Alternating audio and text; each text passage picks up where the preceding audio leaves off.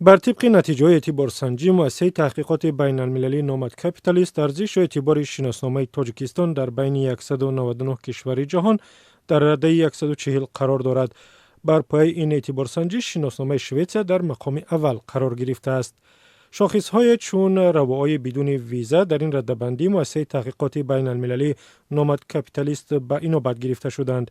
بر اساس این اعتبارسنجی گذرنامه تاجیکستان نسبت به گذرنامه‌های 58 کشور جهان از جمله ازبکستان، قرقیزستان، ترکمنستان دارای اعتبار بیشتر است. گذرنامه افغانستان همسایه تاجیکستان همچون به اعتبارترین گذرنامه جهان در قرین فهرست در جای 199 قرار دارد. چین همسایه دیگر تاجیکستان در این اعتبارسنجی در مقام 104 قرار گرفته است. مقامات تاجیک تأمین سفرهای شهروندان خارجی به تاجیکستان را یکی از هدفهای حکومت برای گرم کردن بازار توریسم و جهانگردی در تاجیکستان در سالهای استقلالیت عنوان می‌کنند. بنا به آمار کمیته جوانان و ورزش در طول سال 2015 از تاجیکستان قریب 420,000 سیاح خارجی دیدن کردند. از حساب سیاحان در سال 2015 به بودجه تاجیکستان حدود 207 میلیون دلار وارد شده است.